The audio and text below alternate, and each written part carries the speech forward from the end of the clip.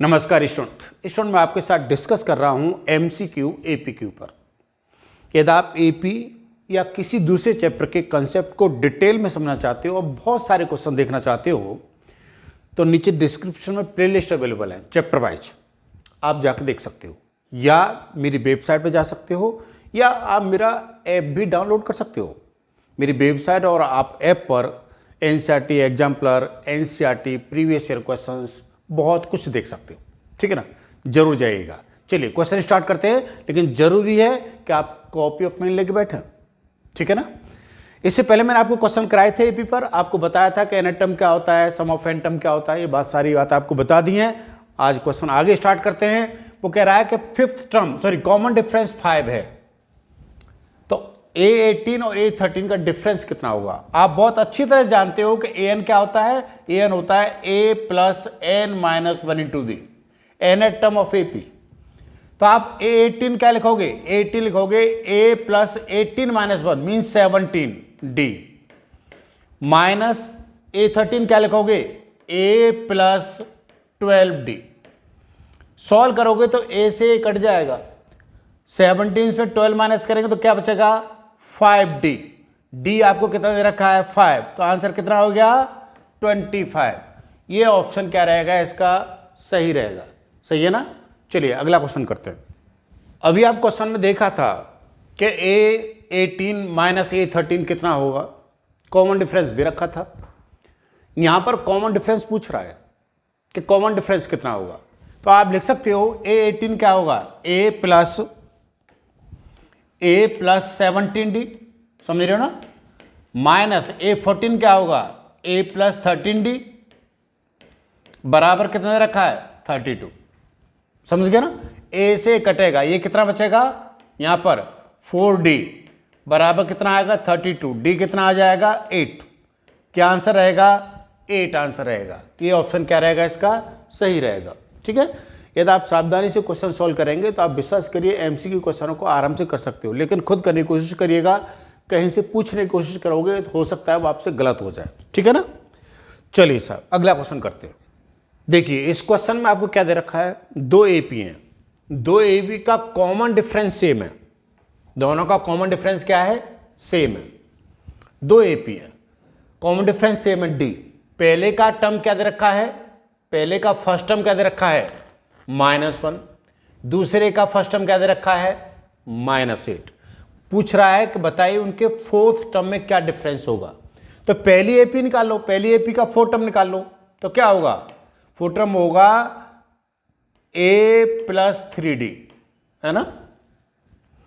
यहां a क्या दे रखा है -1, तो -1 प्लस 3d, इतना आगे नहीं आ गया।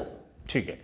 दूसरी एपी का निकालो, दूसरी एपी का फोर्थ टर्म निकालोगे तो क्या लिखोगे a प्लस 3d। इसका फर्स्ट टर्म क्या दे रखा है -8, तो -a प्लस 3d।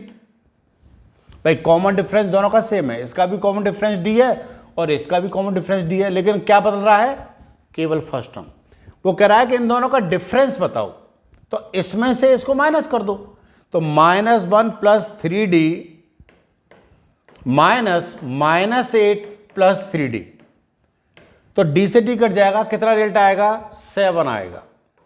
ठीक है। तो आपका जो आंसर मिलेगा 7 आएगा। आप ये भी कह सकते हो कि आपने इसमें से इसको माइनस किया है, इसमें से इसको माइनस करते तो -7 आता। -7 तो इसमें दे नहीं रखा है, लेकिन 7 दे रखा है, तो क्या ऑप्शन सही रहेगा 7 ऑप्शन सही रहेगा। ठीक है ना। पहले टर्म पहली एपी का फोर्थ टर्म निकालिए, दूसरे एपी का फोर्थ टर्म निकालिए, दोनों का अंतर बता दीजिए, तो अंतर कितना निकल के आया 7। बात क्लियर है ना। चलिए अगला क्वेश्चन करते हैं। देखिए इस क्वेश्चन में आपको क्या दे रखा है, ये क्या रखा है कि 7 टर्म का 7 टाइम, कहने का मतलब है 7 टाइम ऑफ 7th टर्म, ठीक है, equal to 11 time of 11th term.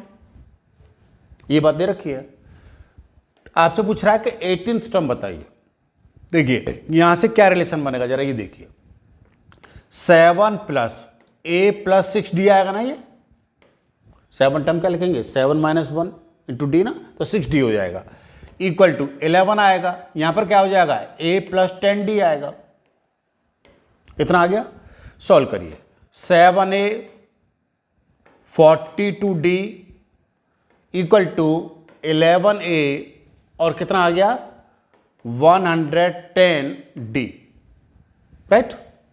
चलिए सबको इधर ले जाइए, तो आप देखेंगे जब इसको इधर ले जाएंगे तो कितना बचेगा 4A, ये आपके पास आएगा 110 माइनस 42 करें तो 8 और 6 68 आएगा, प्लस 68D इक्वल टू कितना हो जाएगा 0 हो जाएगा। आप 4 कॉमन ले लीजिए तो क्या हो जाएगा A प्लस ये हो जाएगा 7D बराबर 0।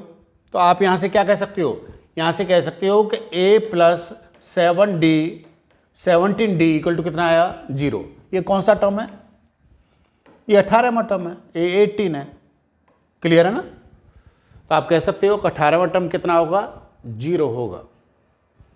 बात में आ गई ना भाई। आपने क्या लिखा 7 टर्म लिखा है, यहाँ पर 11 टर्म लिखा, सॉल्व करा तो रिजल्ट ये आ गया। अब ये जो रिजल्ट है A प्लस 17D बराबर 0, तो ये कौन सा टर्म है, ये जो टर्म है वो 18 है। जब 18th टर्म लिखोगे तो क्या होगा A प्लस 17D, सही है ना। चलिए अगला क्वेश्चन करते हैं। देखिए इस क्वेश्चन में कह रहा है पीछे से एंड से, ध्यान रखिएगा थोड़ा सा, एंड से 4 टर्म बताइए। देखो आप एक बात देखिए, जब इसका कॉमन डिफरेंस इधर से निकालते हैं तो आप करते हो कि -8 माइनस 11, तो कॉमन डिफरेंस कितना आ रहा है 3 आ रहा है। लेकिन जब आप पीछे से टर्म निकालोगे ना तो कॉमन डिफरेंस कितना हो जाएगा -3 हो जाएगा।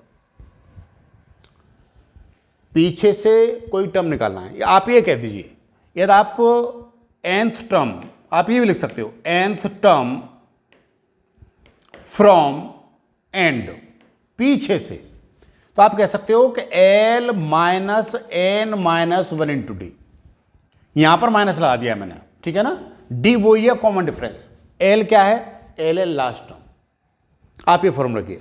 आगे से कोई स्टार्टिंग से एन टर्म क्या होता है, स्टार्टिंग से एन टर्म होता है A plus n minus 1 into D.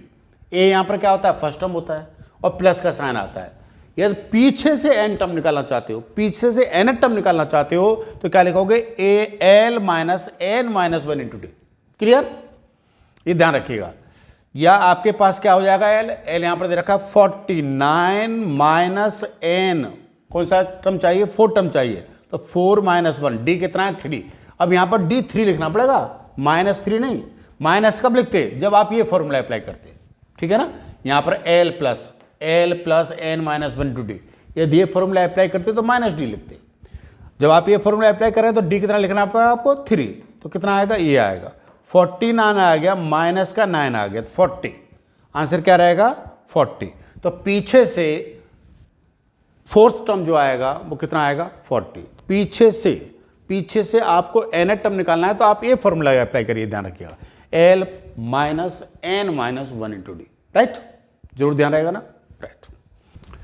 ये क्वेश्चन सम के ऊपर है, ठीक है ना। हमने आपको बताया था कि एपी के एन टर्म का सम कितना होता है, एपी के एन टर्म का सम होता है एस एन इक्वल टू होता है n/2 2a plus n minus 1 into D. This is the nth term of AP, sum of n term of AP, ठीक है ना। यहां पर कह रहा है कि the first term of AP is -5, ये आपका a है, कॉमन डिफरेंस 2 है, ये d है, ठीक है। सम ऑफ कितने टर्म 6 टर्म, तो ये n है, ठीक है। तो S6 क्या हो जाएगा 6/2 2a, a कितना है -5 plus 6 minus 1 into D, D कितना है 2, राइट। तो ये 3 आएगा, ये -10 आएगा और ये भी आपका कितना आएगा प्लस का 10 आएगा, कैंसिल होगा। सॉल्व करने पर कितना आएगा 3 आएगा, है क्या इसमें, सॉरी 3 नहीं आएगा, ये 0 आएगा ना, तो मल्टीप्लाई करने पर कितना आएगा 0, तो रिजल्ट कितना हो जाएगा 0, ठीक है। बस में आ गई 10 माइनस 10 1 नहीं होता 0 होता है। चलिए अगला क्वेश्चन करते हैं। इस क्वेश्चन में भी आपसे पूछ रहा है कि सम बताइए 16 टर्म का, ठीक है ना। यहां पर आपको ये देखना पड़ेगा कि a क्या है, तो a क्या है आपका 10, डी क्या है, डी है 6 माइनस 10 माइनस 4। एस एन क्या होता है, N by two, two A plus N minus 1 into D. यहां पूछ रहा है एस कितना 16, तो 16 upon 2, 2 into 10 plus 16 minus 1 into D. D कितना है, माइनस 4। कितना होगा ये, 8 आएगा। ये कितना हो गया सब, 20 हो गया। और ये हो जाएगा आपके पास माइनस का 60। ठीक है, तो ये होगा आपके पास 8 इंटू माइनस का 40, ये रहेगा 320 माइनस का। ठीक है क्या आंसर, माइनस। तो ये ऑप्शन क्या रहेगा, सही रहेगा। ठीक है ना, इस तरह क्वेश्चनों को आप आराम से कर सकते हो, ज़्यादा परेशानी का विषय नहीं है। थोड़ी सी प्रैक्टिस करोगे सब ठीक हो जाएगा, 100% मार्क्स आ जाएंगे। ठीक है, चलिए अगला क्वेश्चन। अब मैं आपको क्वेश्चन दे रहा हूँ, ठीक है ना, इन दोनों क्वेश्चन को सॉल्व करोगे। सॉल्व करके इसके आंसर को पब्लिकली कमेंट बॉक्स में रखिए। विश्वास करिए, ऐसा करने से आपको रियली कॉन्फिडेंस क्रिएट होगा। ठीक है ना, आज के लिए इतना ही। अपना ख्याल रखिए, खुश रहिए। कल नए चैप्टर पर आपको एमसीक्यू कराऊंगा। ठीक है, thank you very much, thank you.